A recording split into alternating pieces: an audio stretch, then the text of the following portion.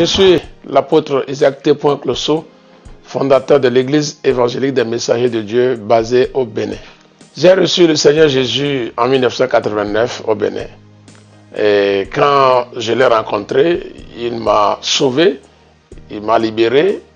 Et sans tarder, j'ai senti qu'il m'appelait au ministère. Je suis né idolâtre dans le fond de l'idolâtrie.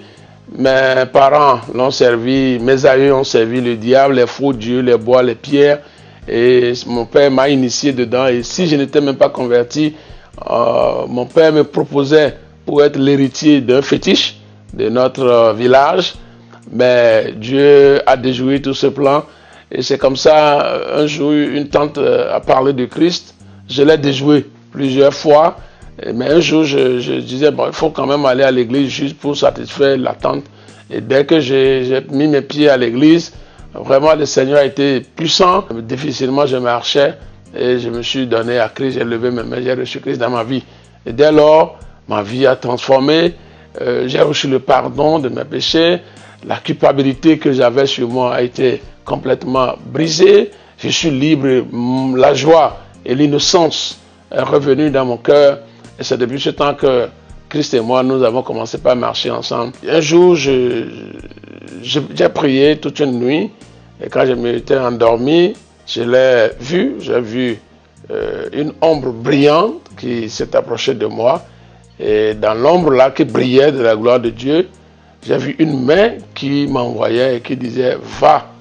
Et c'est comme ça que j'ai compris mon appel. J'ai expliqué à mon pasteur qui a dit « Voilà, le Seigneur t'appelle ». Et aussitôt, j'ai commencé par militer dans la chorale, dans le groupe de moniteurs, en tant qu'interprète du pasteur, et puis en tant que prédicateur laïque. Et c'est comme ça, plus tard, le pasteur a confirmé qu'effectivement, ce jeune-là, Dieu l'appelle. Ils ont réuni tout ce qu'il faut réunir pour me former dans le ministère. C'est comme ça que j'ai été à l'Institut biblique et j'ai été formé. En 1995, j'ai lancé officiellement mon ministère. Ça a connu des péripéties, mais en 2002, le Seigneur a repris, a restauré le ministère depuis ce temps jusqu'à aujourd'hui. L'église évolue, basée à Fidrousseau, à Cotonou, Bénin.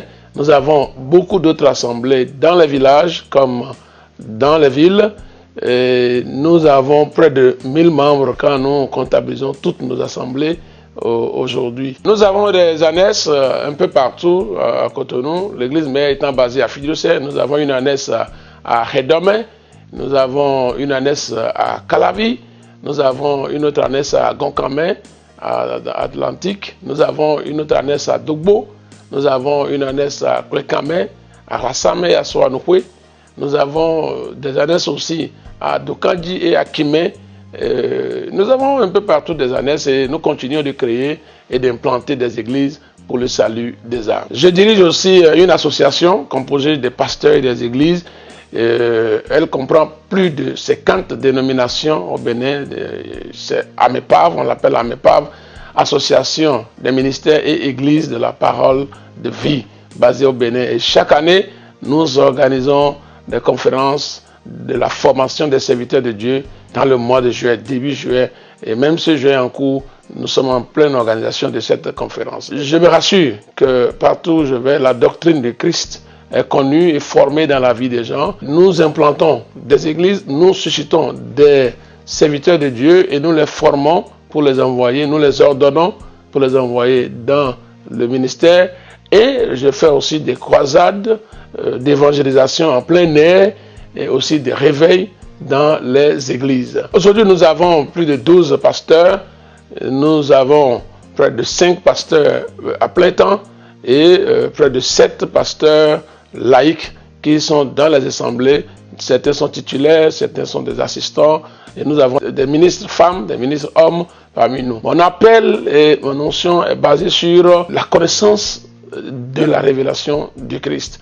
Quand je dis la connaissance, aujourd'hui, nous avons plein d'églises, plein de ministères, et il y a un peu de ce que je vais appeler un peu de désordre dans ce que nous constatons. Et la nature du Christ n'est plus révélée et n'est plus la condition pour faire partie du royaume de Dieu. Et Dieu m'a donné cet appel pour que je puisse rappeler que ce soit ceux qui sont déjà sauvés ou que ce soit ceux qui le seront, que pour faire partie de l'Église de Christ, il faut connaître Christ par révélation. J'ai été en Côte d'Ivoire pour conduire un séminaire de réveil dans une église là-bas.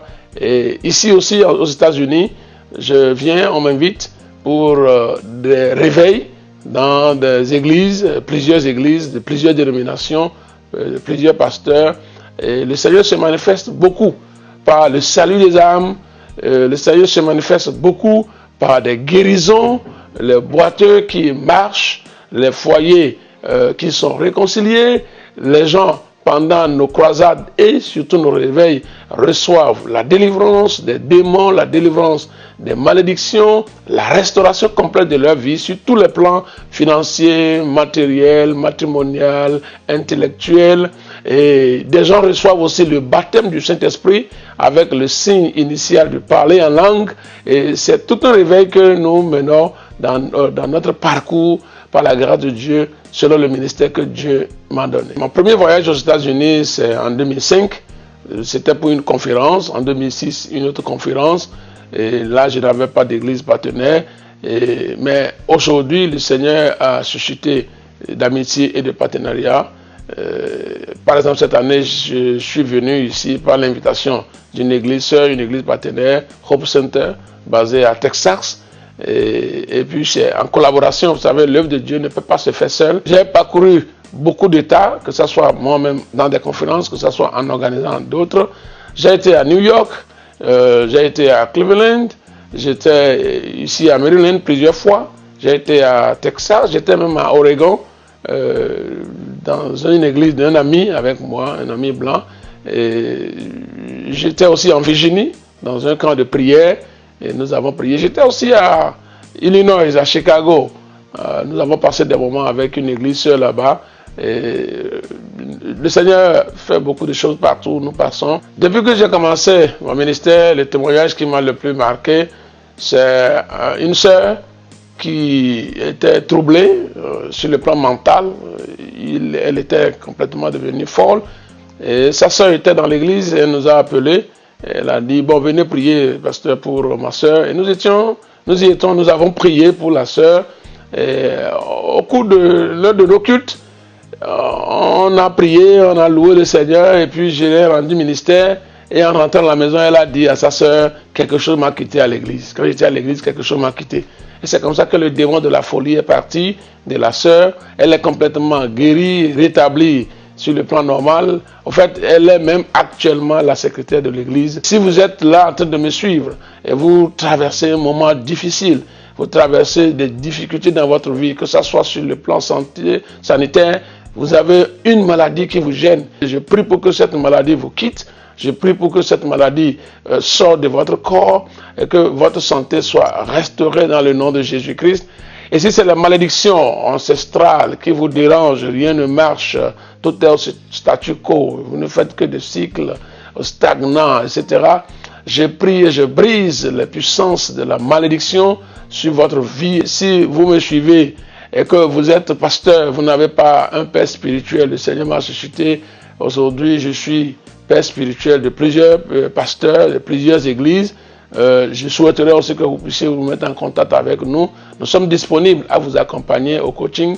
Nous sommes disponibles à vous accompagner, à vous encourager dans le ministère et à vous montrer ce qu'il faut faire, à vous activer. Il faut aussi une activation, à vous ordonner dans le ministère pour plus d'accomplissement dans le ministère. Le révérend apôtre Zéouzé Antoine, c'est lui qui est mon père spirituel.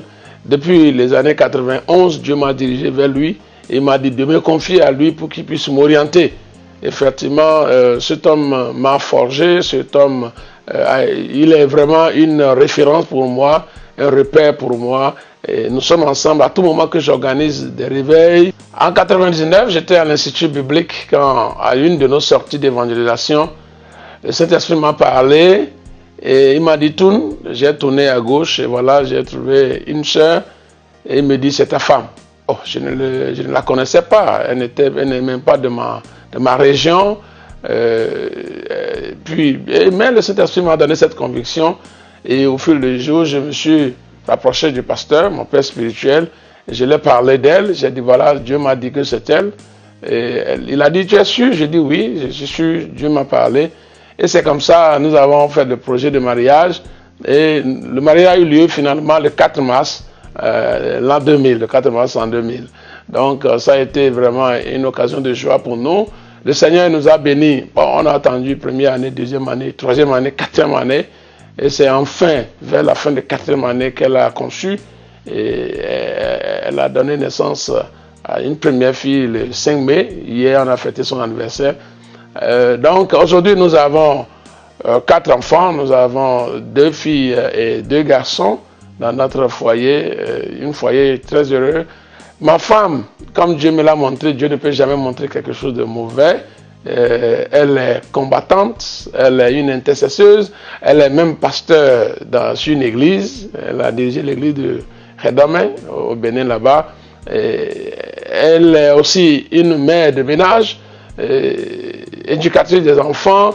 Vraiment, je bénis le Seigneur pour sa vie, pour son zèle, pour son encouragement et son aide qu'il est en train de faire pour l'avancement du royaume de Dieu. Si j'ai un conseil à donner, c'est que le jeune ministre puisse vraiment se chercher, connaître dans quel domaine le Seigneur l'appelle, quelle est sa spécificité, quel est son don, quelle est la grâce que Dieu lui a donnée, et après ça, qu'il se confie à un père spirituel, comme j'ai parlé de mon père tout à l'heure. Vous savez, les pères, ils ne sont pas des hommes parfaits, mais ils sont des imparfaits dans lesquels Dieu a mis des trésors pour nous, et nous pouvons toujours bénéficier de leur protection, de leurs conseils. Donc, qu'ils cherchent un père spirituel, un coach, un mentor pour pouvoir l'orienter, l'appuyer, l'aider, etc. et prier pour lui. Autre conseil que j'ai à donner surtout à la diaspora africaine, c'est de se connecter toujours à Dieu, de l'adorer avec le même zèle qu'ils avaient depuis le pays. Vous savez, j'ai rencontré plusieurs personnes quand ils ont quitté leur pays, ils sont venus ici, la réalité du terrain a changé leur vie, le zèle a refroidi, Dieu est devenu un Dieu du deuxième plan, ils ont des billes, des factures à payer, des familles à soutenir au pays, et ils ont laissé leur premier amour. Dieu est Dieu, il sera toujours Dieu, en Afrique il est Dieu, aux États-Unis, il est Dieu. Il y a Dieu aux États-Unis. Et les Américains aussi, eux-mêmes, ils ont besoin de Dieu. Et nous pourrons être même des acteurs pour être une bénédiction pour les Américains. Donc, si vous êtes là, que vous avez abandonné votre église, vous êtes là où votre église n'est pas du tout aux États-Unis et vous ne savez pas dans quelle église il faut aller, vous revenez vers Dieu, demandez qu'il vous instruise, reprenez vos actions, reprenez votre amour, vos services, vos engagements avec le Seigneur et soyez utiles dans une communauté donnée. Je voudrais vraiment remercier le Seigneur pour la vie du Dr Nathalie Dionda qui a permis que vous me suivez actuellement. Sans son aide, vous n'aurez pas ce témoignage et cette vidéo. Que Dieu la bénisse pour ce cœur qu'elle a pour accompagner l'œuvre de Dieu et les serviteurs de Dieu par son savoir-faire, par son talent. Vous pouvez vous mettre en contact avec nous en allant sur notre site web www.eemdin.org ou vous pouvez aussi aller nous contacter sur les réseaux sociaux. Si vous me suivez, vous n'avez pas encore reçu le Seigneur Jésus, c'est une occasion qu'il ne faut pas rater. Je voudrais vous aider à recevoir Christ. La Bible dit, celui qui croit et qui confesse est sauvé. Dites après moi, Père Dieu, je te rends grâce. Merci de m'avoir parlé aujourd'hui. Je reconnais que je suis pécheur. Merci d'envoyer Jésus-Christ, ton Fils, mourir pour moi et ressusciter pour moi. Je le prends comme mon sauveur et mon Seigneur personnel. Je crois que son sang m'a lavé de tous mes péchés. Je lui donne ma vie.